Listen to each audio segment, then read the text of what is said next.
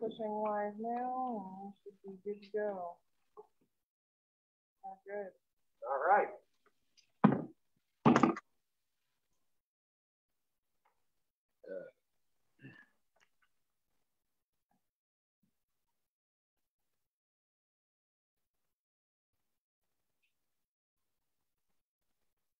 Our network bandwidth is low. Uh-oh.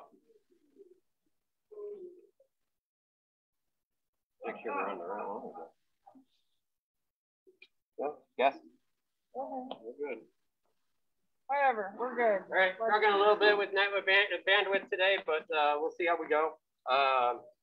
So today's going to be drop step stuff again. We'll explain it real well. You guys all know it. Everybody here, I believe, been here a lot. Let's make sure. I mean, you know, Nessa's kind of new. She's only been here a year and some. But it's awesome to have everybody. So we'll be able to burn through these pretty fast. So let's go ahead and let's start with our good flat foot spot. I still owe you a video. I apologize.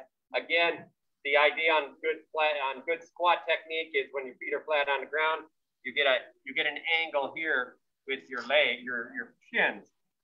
Your back should be that same angle when you go down. So the idea is don't do this. This is what hurts. I got an intersecting line. Okay, so let's get some of those in. Start those up. Get a half a dozen or 10 in. Keep your eyes up. This is a good chance. There's no rush here. This is a good chance to sit into some of those. Try to get a little bit of extra depth.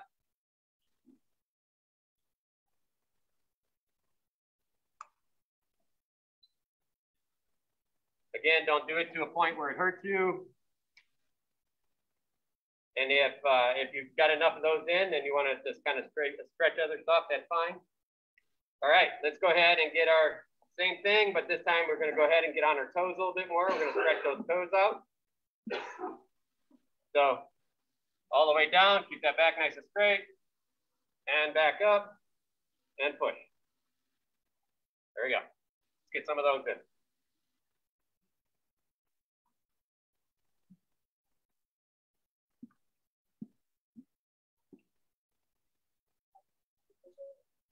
We do got a delay. We got a pretty hard delay on our side. I'm not quite sure what's hitting our, and I see our screens popping in and out. Network bandwidth is low. Something's up with the Wi-Fi network.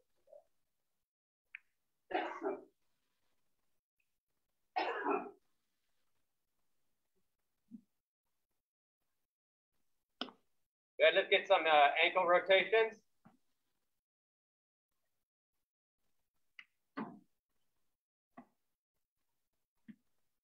Both ways. This is something you can do, and it's something you can do like even when you're dressing in the morning or getting ready in the morning when you're at your sink and stuff. Just get some good stretches in those feet. It kind of, in the morning, it breaks up all that tension in your feet from sleeping. Let's get some in and outs. Warm those hips up a little bit.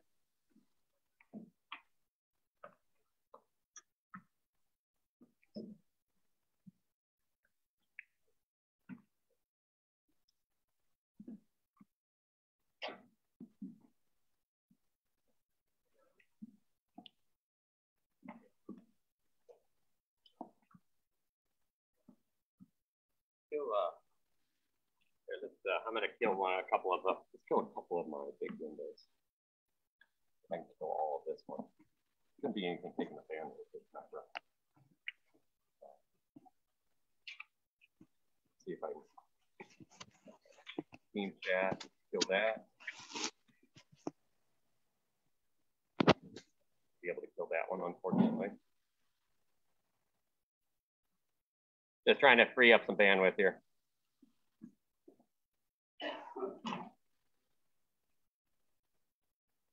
See. I was going to say, Bronos, no mining Bitcoin in the middle of practice. Oh, I can pull my bandwidth for a second.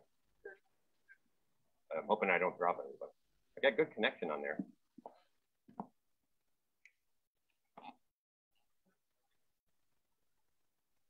There could be something in the schools and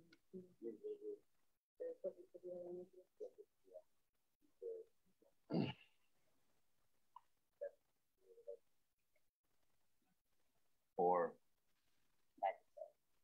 oh, Kick my non-video account out. all right. Is that the one that says iPhone, or does it say? There's no video coming from it. Okay, I'll kill that one. I had to shut my laptop down. As soon as you went live, it started having a fit. That's okay. We're good there. Oh, interesting. All right. We'll do our Did best. that help? It actually did seem like it popped our large screen back, but we're still pretty laggy. Yeah, no, it's pretty bad. I'm guessing it's not really going to get better. We'll do our best. If it drops, hopefully your phone stays on. Yeah, and we can still do it on the phone. We'll just pop back on as fast as we can if it drops. All right, let's go ahead and do our long lunges. Back and forth. So it might do it with that.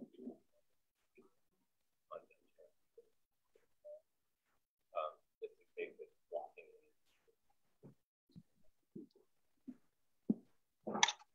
Not that one. The big one.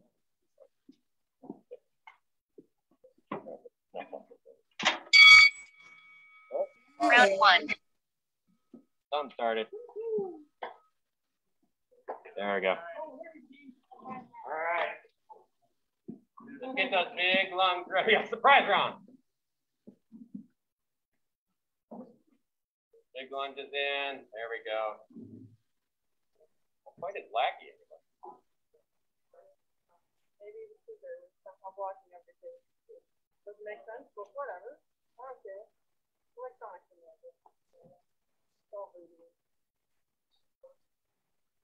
Put your feet. Get the other one. Get really far out on those.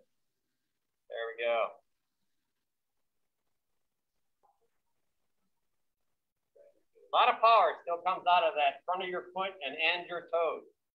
I can tell you there's times where it's like it's just literally in soft shoes. You feel like you're grabbing and ripping the ground between your toes and your ball of your foot. So when I'm throwing things, so that gives you a feeling. All right.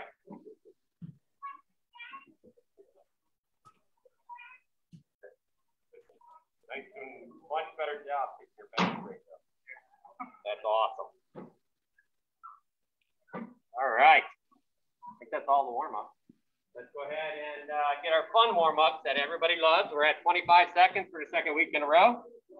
All we have to do is hit play. So, and again, we're going to go through basic squats, jump squats, lunges, ins and outs, ice skaters, and then the high knee. 25 seconds with 10 seconds off. All right, is everybody ready for this? Everybody favorite. Yeah.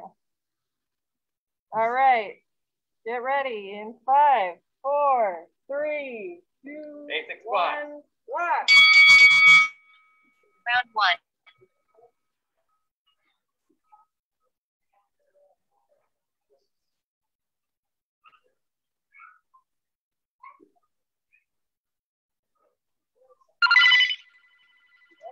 After 10 seconds warning. You got to wait for the bell. 10 seconds down.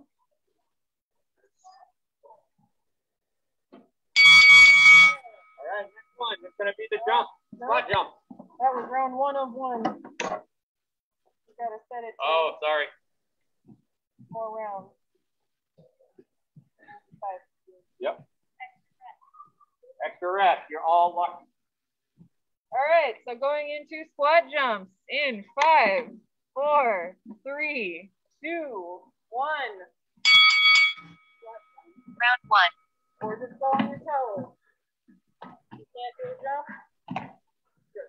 Up on a toe.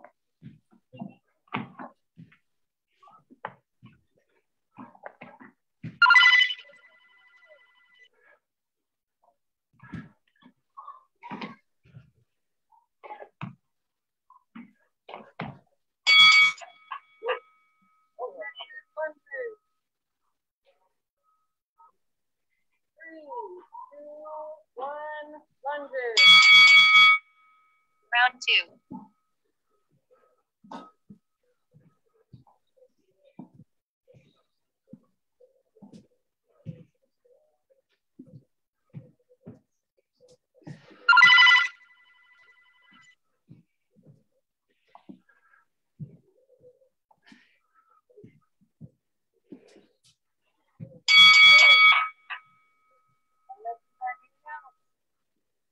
I do squat and touch down.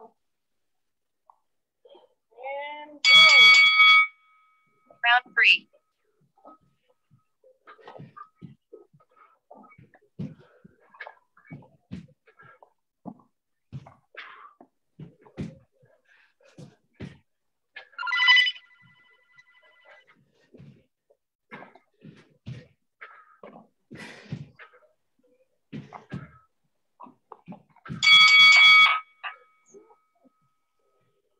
Next is ice skaters. That's our side-to-side jump.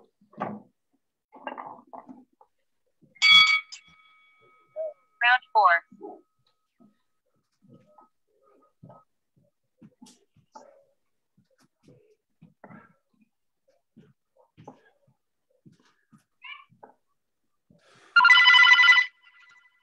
That's not it.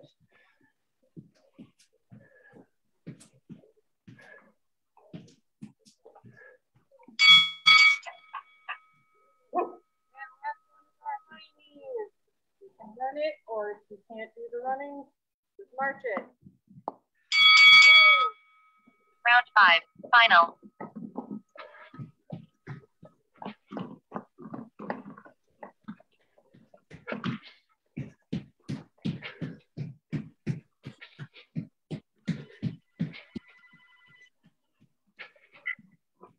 It's okay, baby.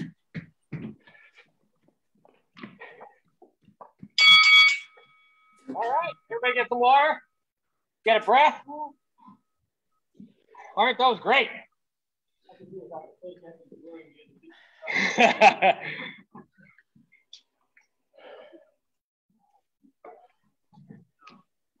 Everybody looks so good at those. Almost like they're ready to do another, move it up to 30 seconds. I think Nessa's telling me I'm number 1.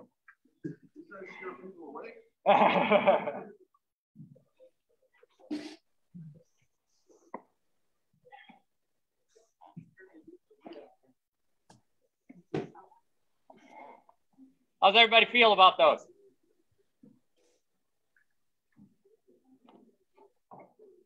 All right. I know I hate. They're good for me. Exactly. The burst stuff. They like the jump squats, even the skaters, the touch the floor squat stuff, in and outs. Really good stuff for what we're doing.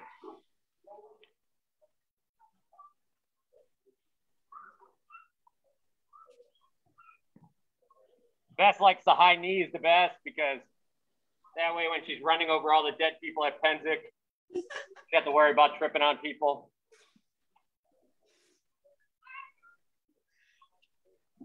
In the wake of the dead she leaves.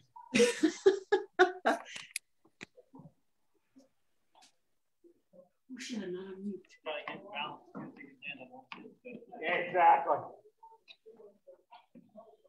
We'll have to put dots on the floors. That way you just jump on one field to the next field. That'd be the real lava game. Yes, exactly. All right, so we're gonna do, still giving you a little bit of time, but we're gonna do the all the drop step stuff today. All basic. Think about, instead of just doing them today, I really want you to think about how you want to do them. You want to just, you know what? I'm not going to worry about form, perfect form. I'm going to worry about speed. Or I don't want to worry about perfect form. I'm going to worry about burst and length of the drop step. Or I'm going to slow the whole thing down and I'm going to work on perfect form. But in any of those methods, I want you to think about what you're doing and concentrate on doing that better. instead of just going through the motion. It's very easy to just go through the motion. Problem with going through the motion, there's always benefit because our body's just learning naturally. But the negative is if you're not thinking when you're doing stuff, in other words, if I do a pass and then I don't care, I don't think about what happened in that pass. When I'm out here, out of that opponent's range, then I'm just going to go do the same thing again. That's not what we want. We want to be able to do something and evaluate. Do something and evaluate. That's the way I want you to think about it today. All right. We got the our slave driver in place. There we go. Great. Anywho, so jumping right in, we're going to start with the most basicest of drop steps, and that's just our basic gears. So one foot in, one foot out, drop step across.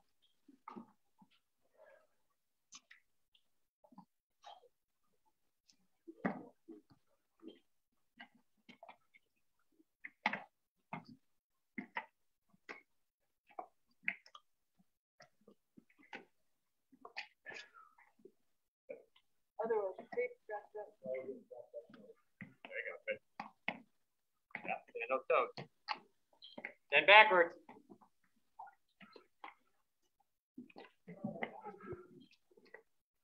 We're doing this fast. You really got to shift that hip real fast.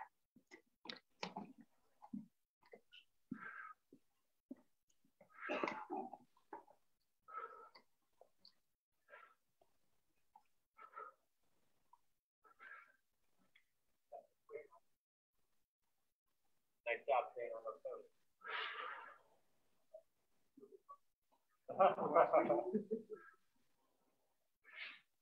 We're dry.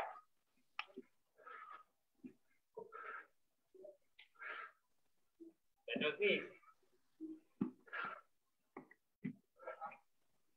Good.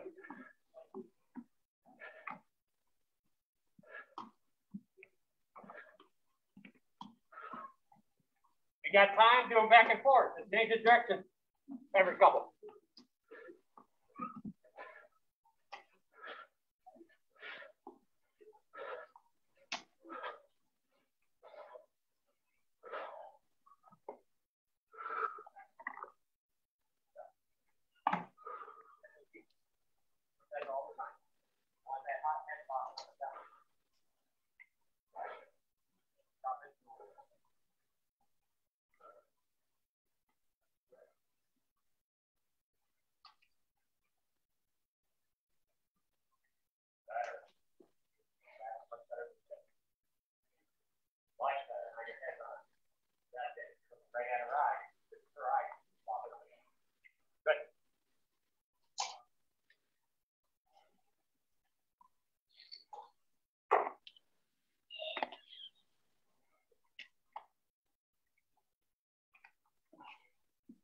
Alrighty. Next one is going to be the shuffle version of the same thing. Which is that outside leg first. Or legs come together and then go back first.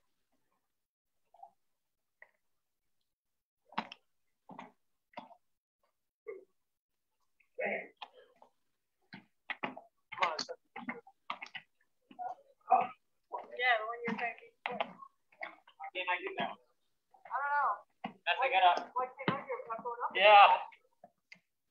Like, let me straighten that leg. No, I don't do that.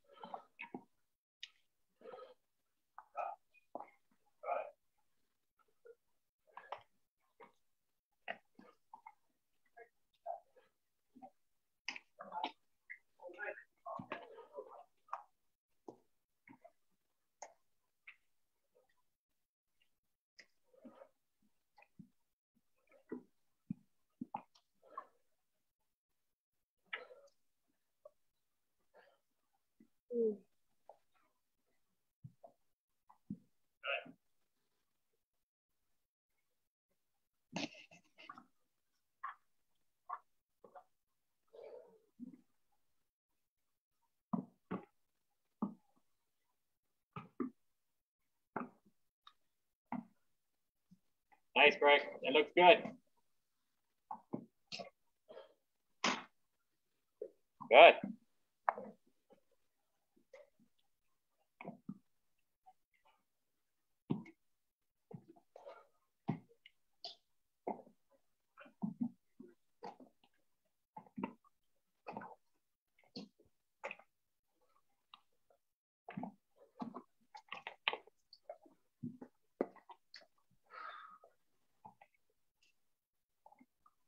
Can't do the backwards one. Can't do the shuffle one.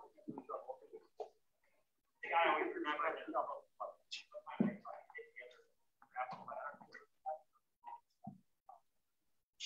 So next, we're going to go back to our regular drop step, but we're going to make it wider this time. We're going to try to hop entirely over the ladder for those wide skiers. Get down a little lower. Go further. And this is where all that burst stuff we've been working on. Do not, make sure you still got room between your feet. Don't land and bring your foot back together like this. Make sure you can pause in between on each side so you're not cheating by leaning.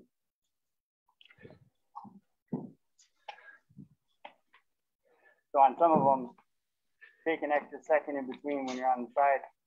Make sure that your balance is right. Because if your balance is not right, that means you're committed to the next move.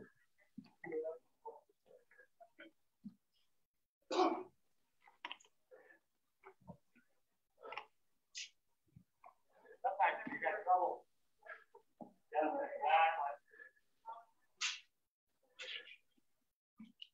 All right, giving everybody a look, see.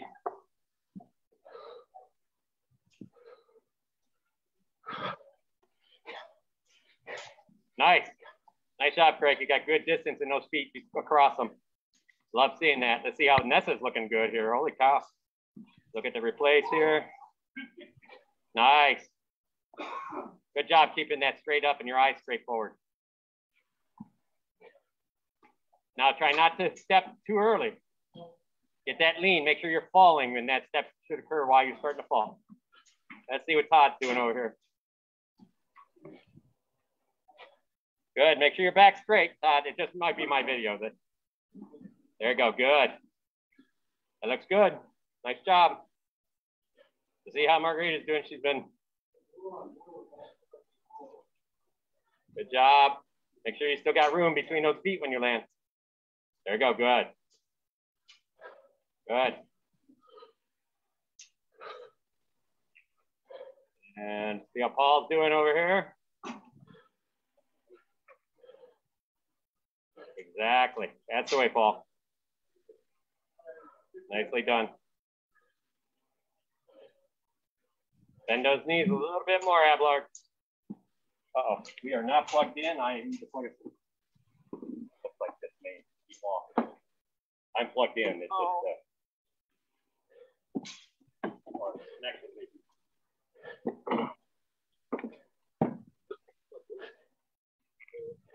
It's probably not the whole thing is probably. Oh, it's plugged in. Okay. Well, unplug the roller coaster. Oh, it ain't plugged. Oh, there it is. It came out when we were moving stuff. Wait! Thank you, Louis. Louis to the answer. To the rescue. It was a complex version of you should plug it in. Well, yeah, we checked every connection in the plug chain except the for one that was unplugged. I know, that was awesome.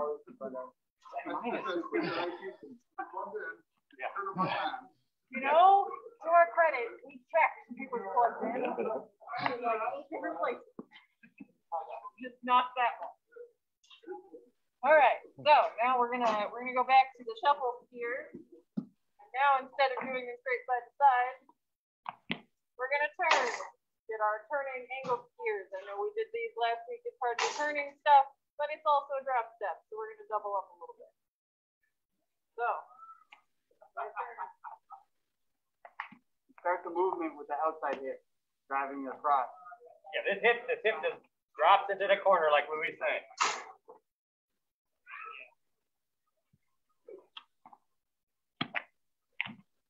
Yeah, the outside. Yep.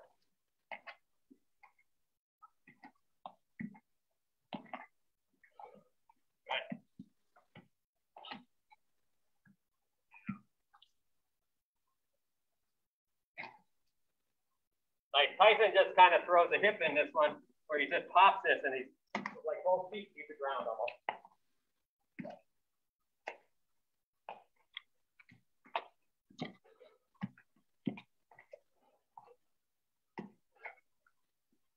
Because we did that one last week, we're not going to spend super long on it. We're going to get one good run of those. And we're going to go ahead after he gets his run of those.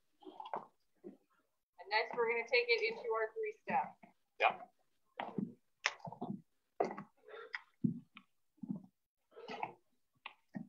So remember our 3-step is back to our basic shuffle. We're just adding a step forward on the front. So step forward and then do my shuffle. Step forward, do the shuffle.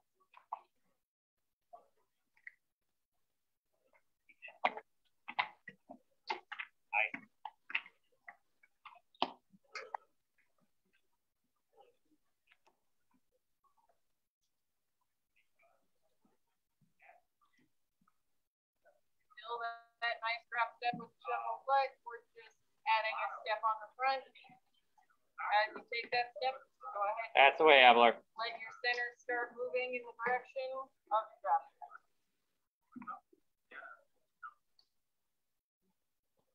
Good. Yeah, just have to remember that step back on that one. Todd. Yep. Yeah, I remembered it as soon as I made the step wrong.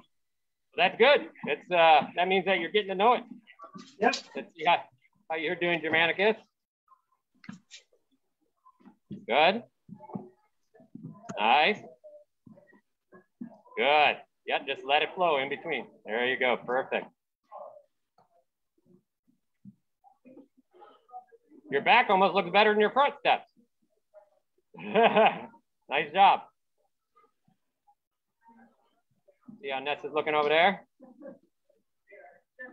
I caught her playing the video game. I get you.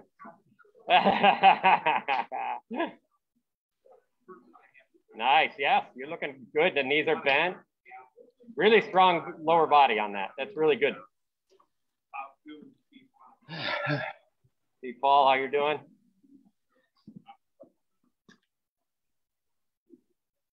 Good.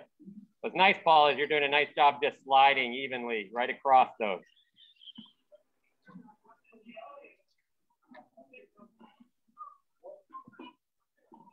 All right. See if I can get back to my screen, which is right here. All right. Back to that. Okay. All right. So next, we're going to take it one little step further. Now we're going to take that step forward, and instead of just shuffling, we're going to cross behind. So this is your super wide side to side move. This is one, if you want, you can practice on your distance if you have room. Straight across the ladder.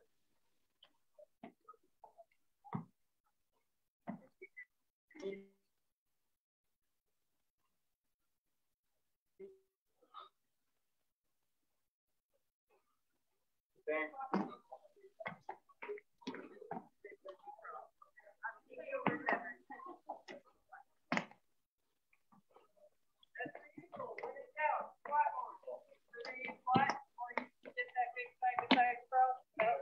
Your hip.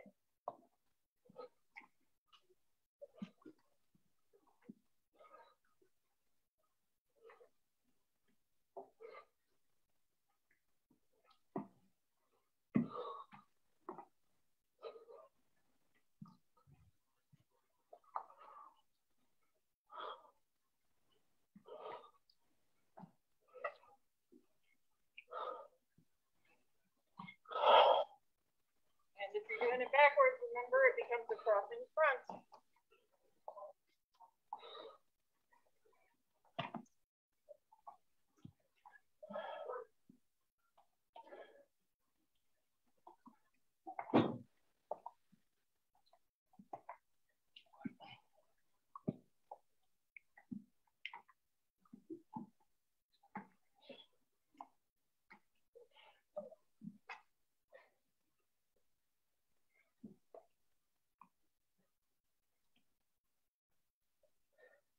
Remember, keep your eyes up so you can see your opponent.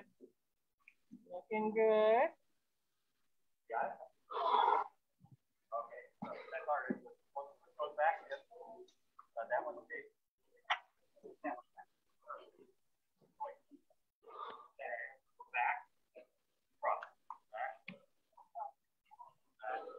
Cross. Cross. Back with it. Ladder.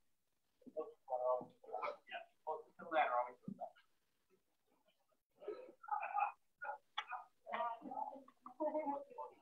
Looking good out there, everybody.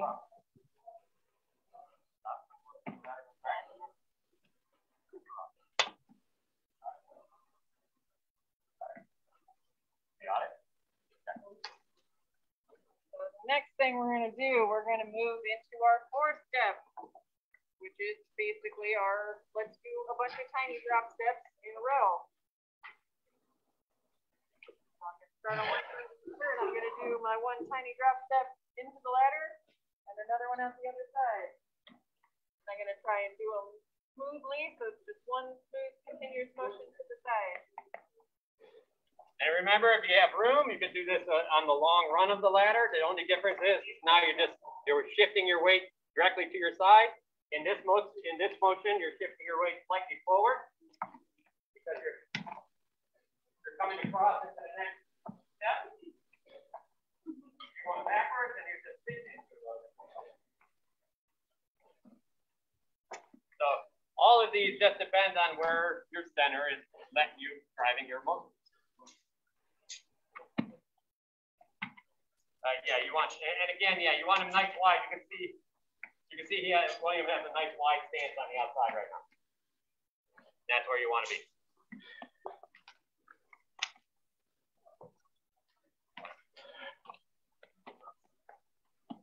Now let's see if I can remember. You don't have your stance on the outside. There's no point to. Yeah, because these are throwing spots.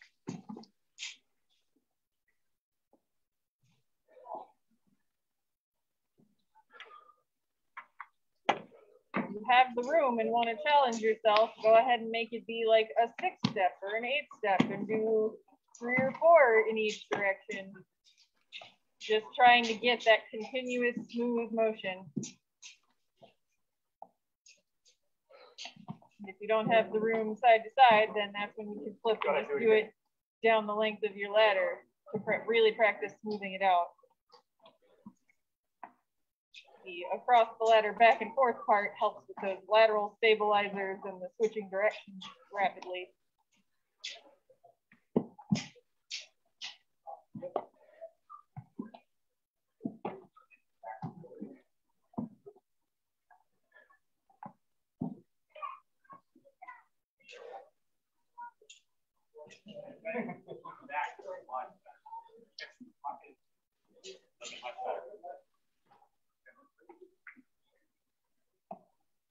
This is a good one if you still have time, run the ladder a little bit.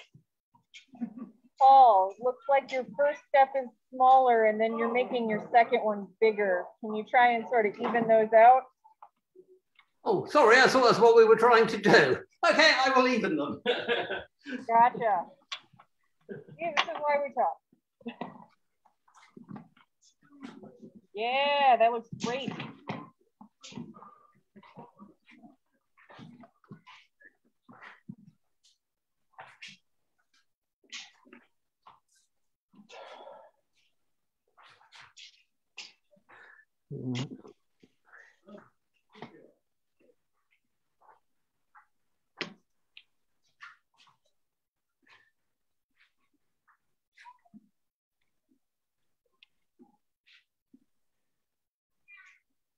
Nice, Abelard. See how Ness is doing. I'll keep talking to Sir Husband. Hey, buddy. Sorry, I saw her moving in the thumbnail, so I swapped. But Hi, hi, Sir Husband. Hi.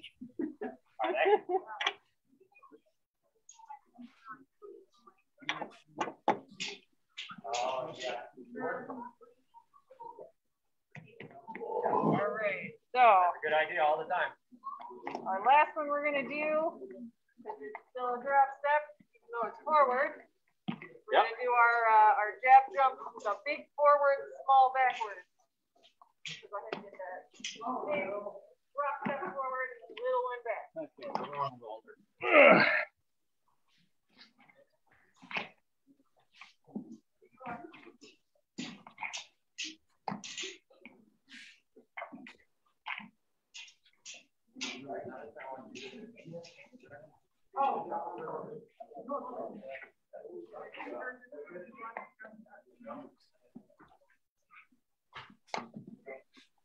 If you're feeling good about this one, this is a great one to switch funny foot and do the other side. It'll make your brain go on to spaghetti.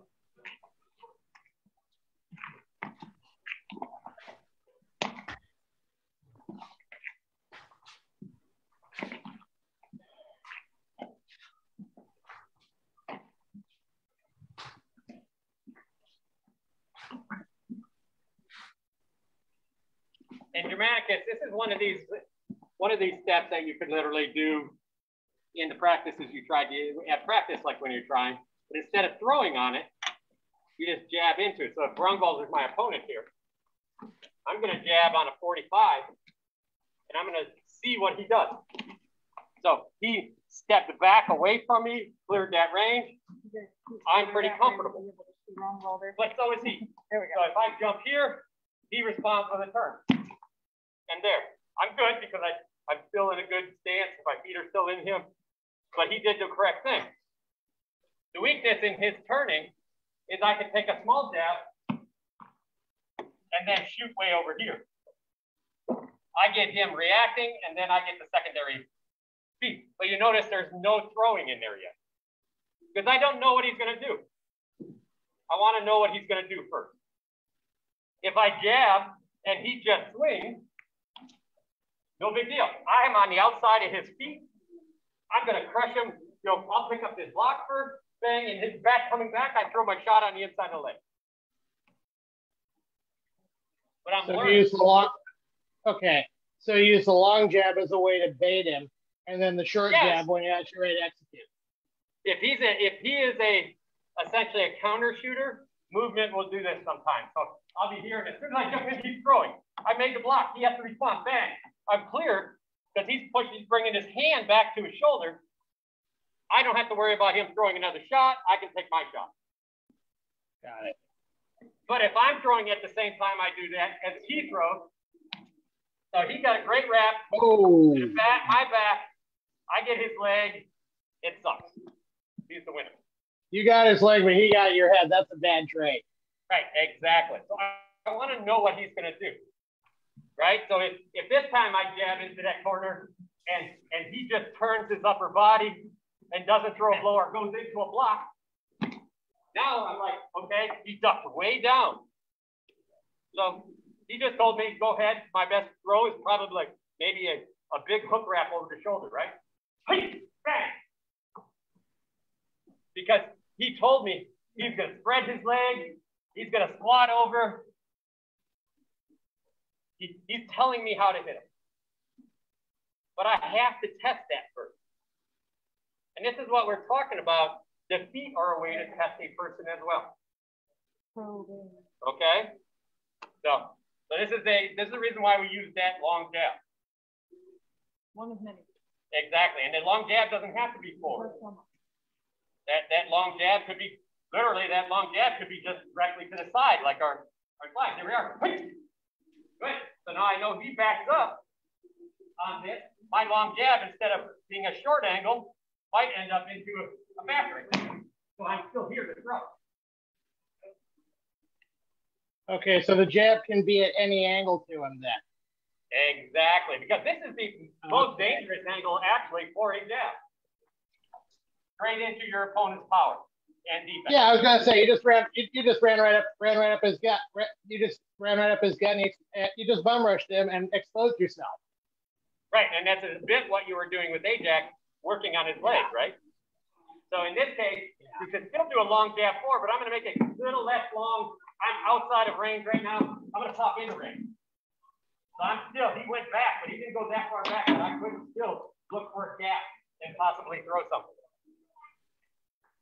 In this case, I also saw him put pressure on my elbow, so I wasn't going to do that. So the second part, lefties, which I think goes with what you're running into, Germanicus, is once you commit, now you're in danger. So your response, when I was seeing, was your response is once I'm in here, I better be firing, bang, bang, bang, right? Your response in here can be just like we do with the movement. It can be in here and then out. Right now, I never had to throw a blow. I'm safe, and I got information from him. I got that he went down, and I got that he wanted to threaten this leg.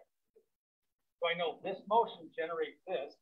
I left, so I didn't have to deal with it. And next time, I can take advantage of it.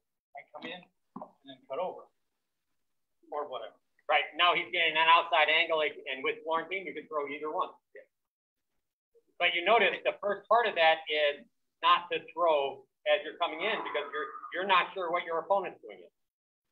Oh, okay. So yeah. I mean, it's some deconditioning because a bad habit I picked up was throwing right away to try to get them on their back foot when that does the exact opposite effect because I don't know what the heck they're going to do. So it's probably better just to test GTFO than come back in again. So what I saw from you was you were like, okay, I'm ready to go. I'm going to make this big, beautiful movement. Ha! And he's throwing and you're throwing. Yeah. I'm not in Vegas here, right? I don't want to take the chance. So instead, I might take that long jump in. Bang, he throws, and then I roll out, throw to the side leg.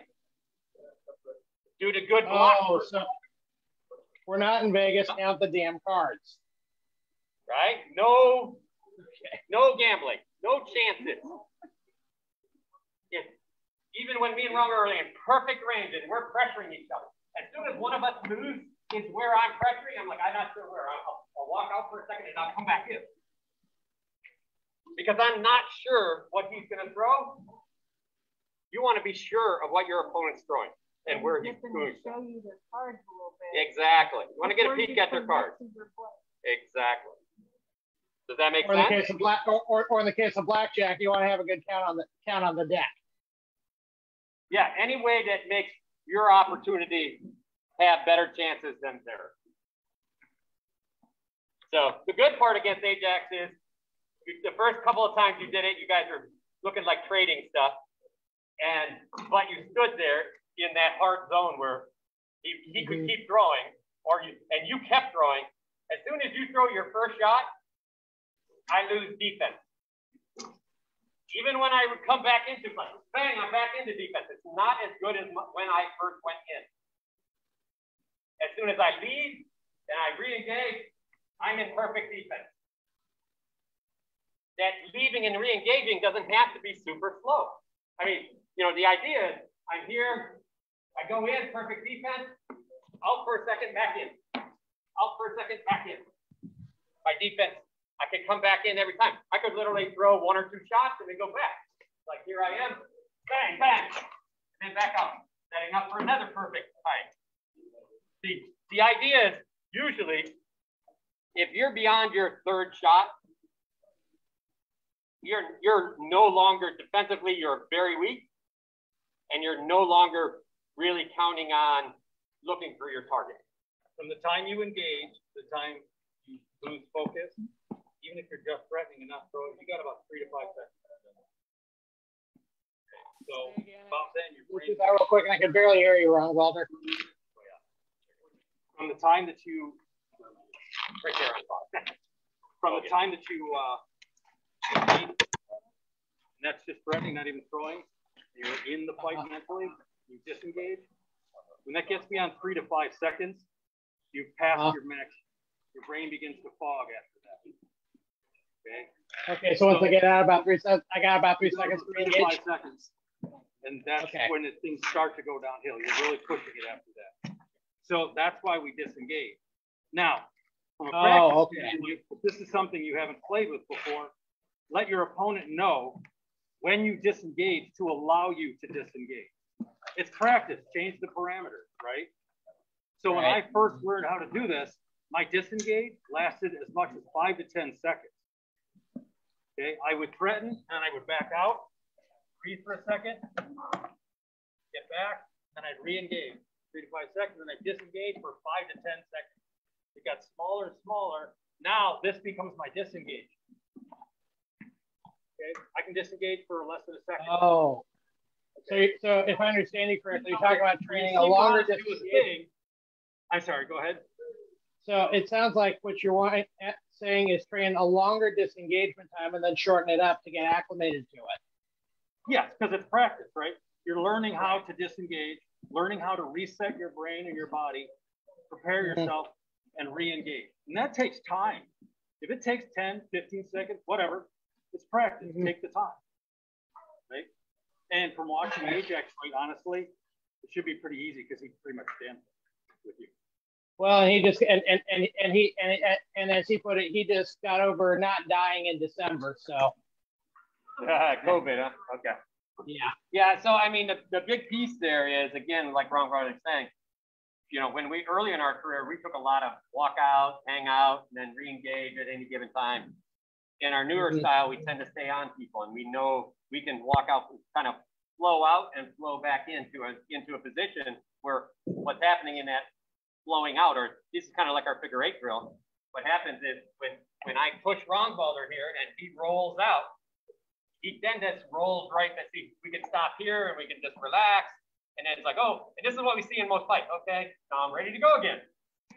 And then we're out here again. All right, ready to go again. Right? So what happens is we have these long breaks. Both of you are taking long breaks. We've reduced that. How do you control your adrenaline? That's the key is, well, you shouldn't be using it unless, only time you're really using your adrenaline is when you're throwing. It's a really small burst. In fact, you try to get most of that adrenaline out of your system so that you're not using it.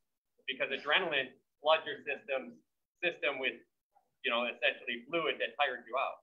So for me, I use the burst, which is probably a bit of adrenaline. But if you're super jacked, then you want to get out, because at that point you're emotionally making decisions instead of intellectually making decisions. Yeah. And you don't want anything with emotions involved in fight. Okay, so note to self: train myself to quit fighting on adrenaline, because it's only going to make it worse. Yeah, I mean, there's nothing wrong with adding. It's like, okay, I'm here. It's like, bang, he throws something. I pick it up and I'm like, ah! You know, and then my adrenaline's like, yeah, that little burst. I was like, got perfect energy. Here you go. And then I'm free of it again.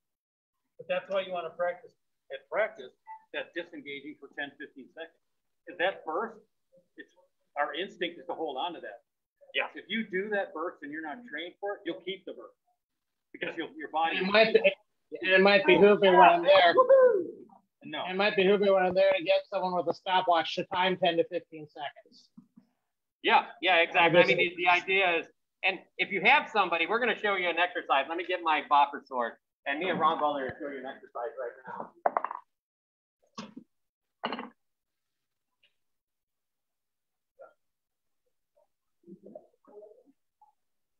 Get my normal sword because I'm walking. So we'll do an exercise like this. This is a great exercise if you have a partner, any of you, where I'm going to stand right in range, and we're both going to stand where he can throw and hit me. All right. So here I am. I am not throwing anything back at him. He's just going to throw shots without moving his feet.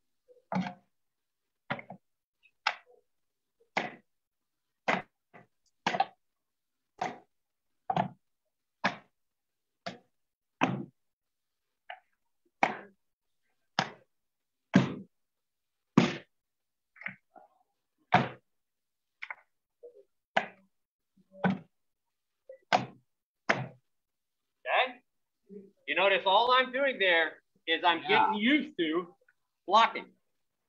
Defensively, I am just trying to get comfortable. The longer you do that, the more comfortable you are, the easier it is to slow your opponent down. In other words, slow what he's doing down in your head. As you release tension and your blocks come more natural, then you're just making these perfect blocks. You know what else it's doing? It's making you understand what your good defense is and how good it is. Oh, so it's like the pad drill in reverse then. Yeah, hold on 1 second.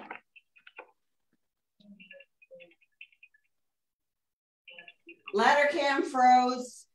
I know somebody was calling me.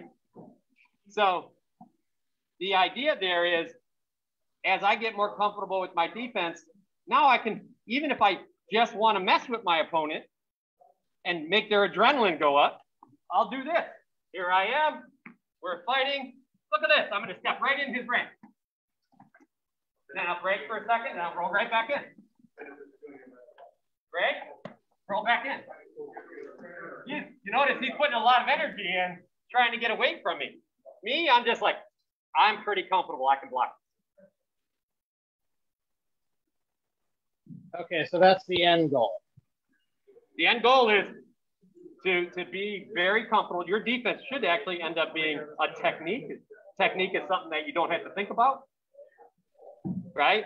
But you should be so comfortable that it's like with, tell you the truth, with Ajax, I would have walked right up to him with your 2-stick and been right on his edge where he's not coming. So I know he can't throw very good. He knows I can't, but I can start faking him. I can fake him on both sides, right? Hey. And then all of a sudden, he has to start moving. He's probably going to move towards you because he wants to hit you. And then as he's stepping forward, you can throw shots because he's stepping. Or you could back up and throw shots as he's leaning in. You got a lot more options because you're controlling. And conversely, with the backup, I could do the J step out and hit him in the back. Yeah, I mean, at that point, you're able to do anything you want because you're reading this exercise that's happening. Side note for you, from watching you fight, my suggestion would be, for maybe the next practice or so, see what you can do without wrap. Yeah. Okay, so dish the wrap for the next practice or two. When you throw wraps, you're throwing them because you got too close and you're panicking. You don't know what else to do. That's typically, if I'm throwing a lot of wraps, it's because I'm getting too close to my opponent. Okay, so you should be, this last 6 inches, that's where your focus should be. How can I stay at the range with this last 6 inches is what I can hit him with. That doesn't mean you won't use wraps. I'm just saying right now, your use of them has a purpose that's not advantageous. It's reaction. Okay, so it sounds like my homework is 10 to 15 seconds disengage. And then 2 is the blocking drill. Yeah, really defensively, the number 1 would be try to make good blocks. And that means you can't jump in as close as you've been. Jump into a position that's at the long end of their sword. And if they don't throw, then make them feel like you're gonna throw and see what they do. And then after throwing 2 or 3 shots, get out, walk for a second, and then get right to the edge, what they call, there's a lot of different names for it, but it's essentially the neutral area. That neutral area is that space where, here I am, he can hit you, right? Right, I gotta be engaged. So at this position right here, he can lean forward and possibly hit me right on the edge, but so can I. So this is that edge of range. And this way is if your opponent wants to come in, it's just as easy to back out because you know his feet are moving, your feet move. Right? So that's the edge, that's just that gray zone or that neutral zone. And we're battling in that zone. And then from that zone, you can jump in for a second, see what he does. Right? I'm gonna jump in, but you notice I'm not throwing. I want to see what he does. Now.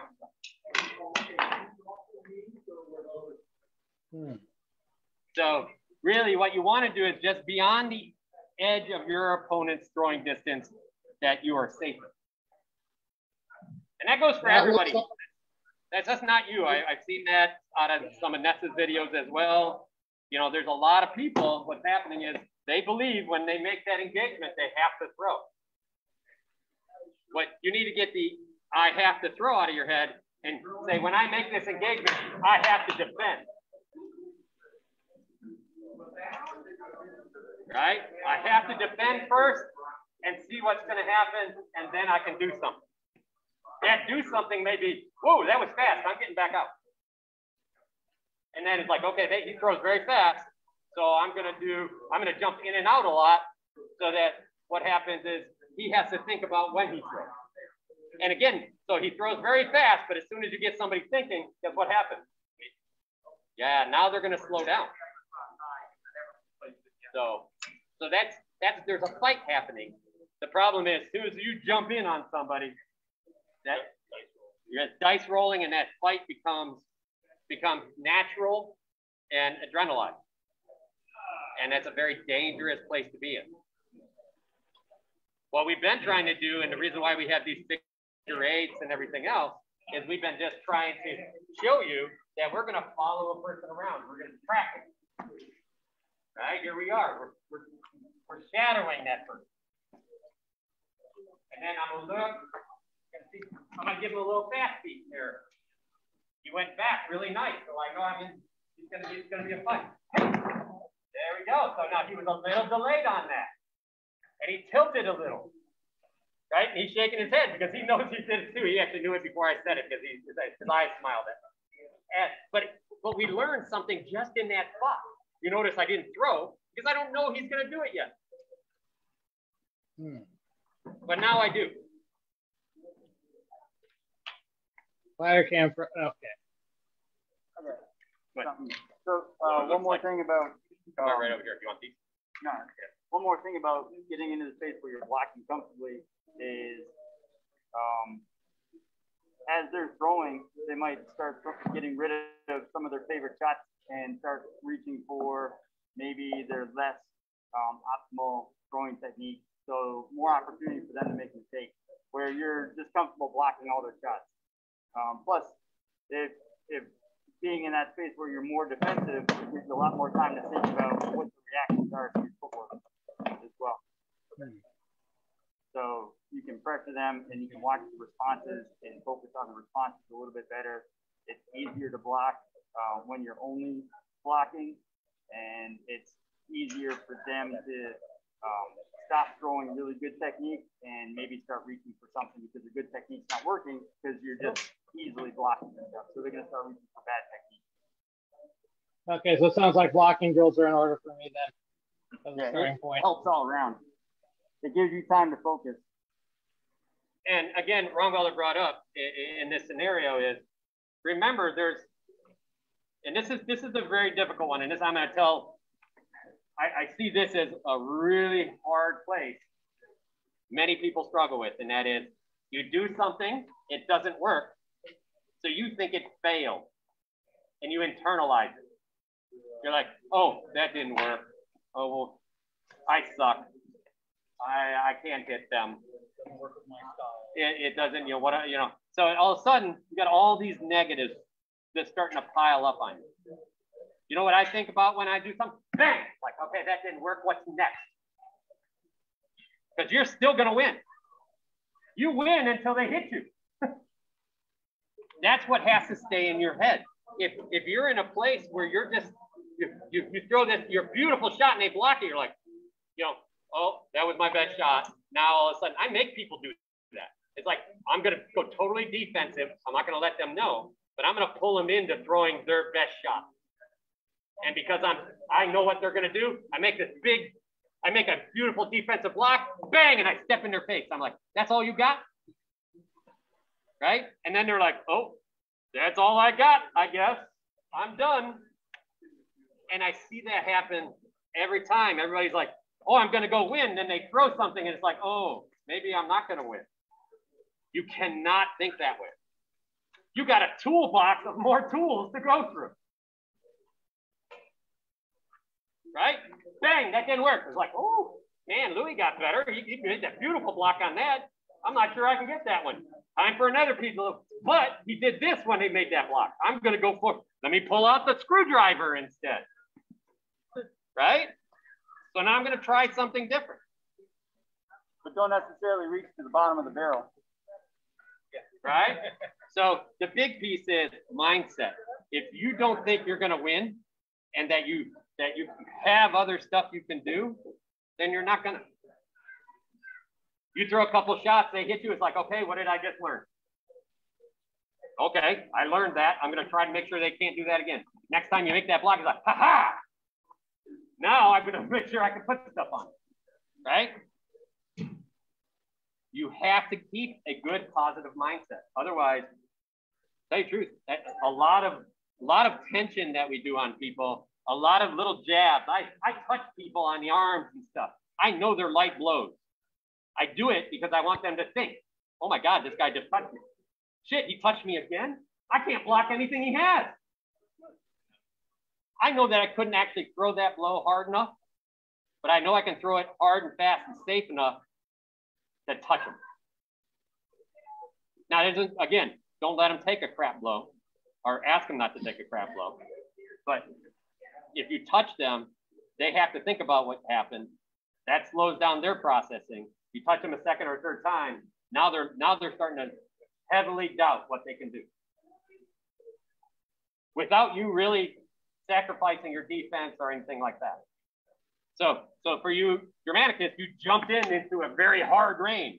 You knew that he wasn't moving. So every time when I would have done on Ajax was standing there real solid, I think he was fighting right-handed. But a lot of times what I would have done is I would have been like, all right, oh, look, you got to move. Look, over here, I'm going to hit you in the elbow. Oh, look, you got to move. But I'm way out. I'm right at the edge of range where either he has to step in, and he knows it's just a little step for me to hit him. And by the way, who cares if you hit him hard enough? If you hit him a number of times, I do this to the Westies all the time. I'll hit them. I'll be like, bang, and they're like, light. I'm like, I know, no big deal. And then bang, light.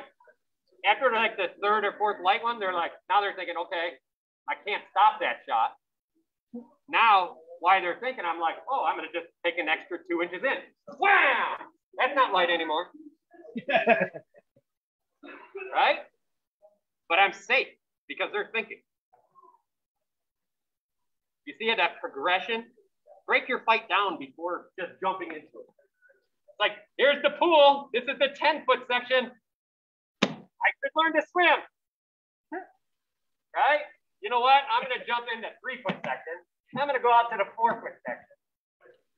And then I'm going to try to go into the 5-6-foot section and see if I can doggy paddle. So I'll use your fight, Germanicus, as an example. When I watched you fight, you had asked for criticism, so that's what I gave you. That said, there was a lot that I saw working. So it depends. This is why I talk about setting different victory conditions. Okay. What I saw was, what appeared to me, you were working on putting your movement in a fight. If that was your victory condition, then to me, you won. Oh, totally. It absolutely is a win because you absolutely did it. You stood outside of range, did a couple pumps, you did a couple cuts to the side, threatened in. Ajax didn't respond. I don't really care. Your goal was to put movement into a fight, and you did it. So it's a success. It doesn't matter if you hit. It doesn't matter if you threw. You succeeded. So as that gets more comfortable, then you can start to say, okay, I know how to use movement in a fight. Let's start using it with a purpose. I'm going to, instead of just moving in on him, I'm going to move in on his weapon. See what he does. I'm going to move in and then I'm going to cut to his shield side and see what he does. And then you can start gathering information. What you're doing now is you're using the tool. Once they feel comfortable, you can look at it and go, oh, that's how the tool, this is the place I could use it. Okay, so that's why victory conditions are important. What Ron's talking about is exactly it, but that's it on a grand scale in a fight. You need to, everybody needs to bring it down to whatever's next for you.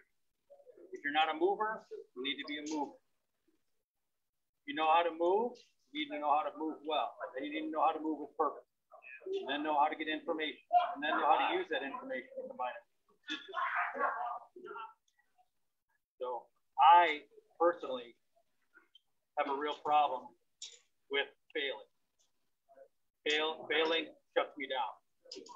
So I've had to learn a different way to look at it. And that is, I no longer see failures here. What I see are places where I've not finished improving my ability. So every time I fail at something, what I see is recognition of a thing that I can improve. Now I get to get better.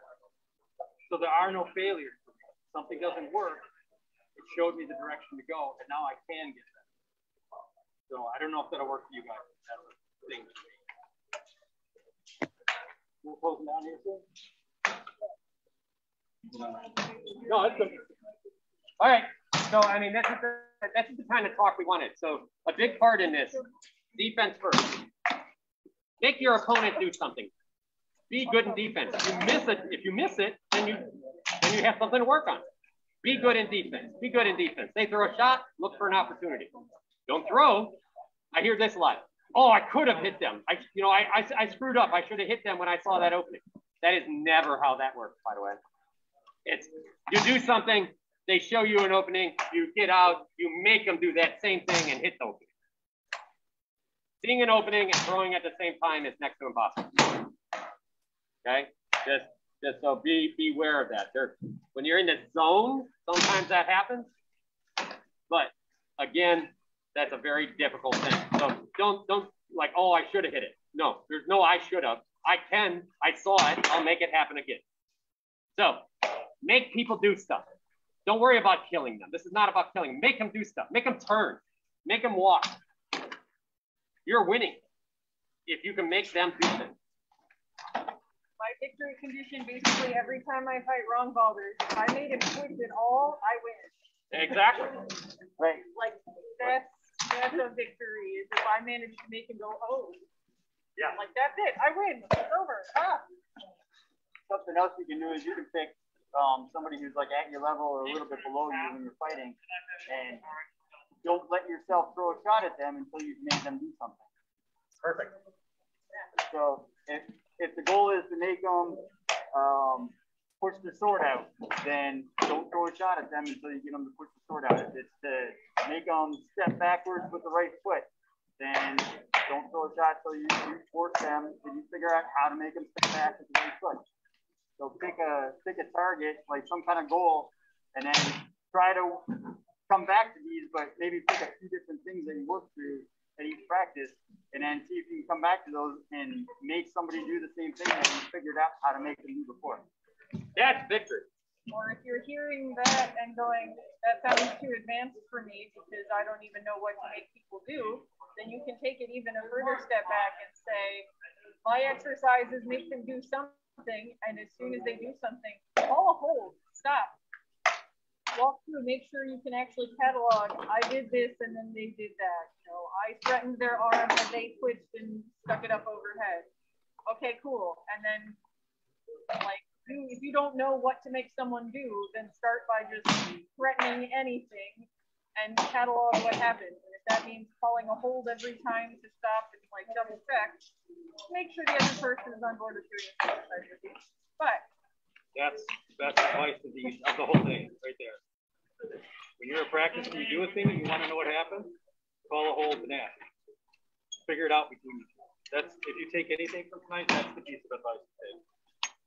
And then once you've gotten used to doing that and you can actually, without having to stop the fight anymore, you can be like, I did this and that made them push their arm up. Cool.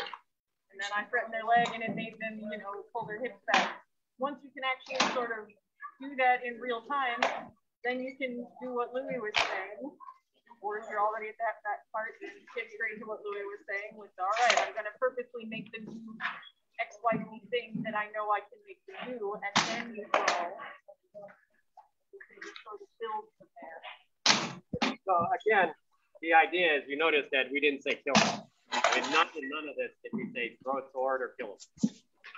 We talked about controlling somebody. And that control could be something, you know, not a specific thing. It could be just making them jump back. It could make them turn wrong, whatever, like Clive was saying. But you're able to apply something on them in a defensive manner that you can make a good block or not even be in range, and you're controlling. So that's where that's where I'd like to see people work in their first flight practice class. Work on, I don't care how many people you killed. Okay? I care that you controlled them. Even if you lose, if you had the control over them, you're still winning. All right, so I think we're going to wrap up the Facebook portion of this. We're going to leave, of course, the Zoom going. And you guys are welcome to watch. We'll leave the speaker on. So if you have a question, just holler, and if somebody's around, we'll come answer. Bye, Facebook. Bye, Facebook. And or bye later, YouTube. Thanks for hanging out.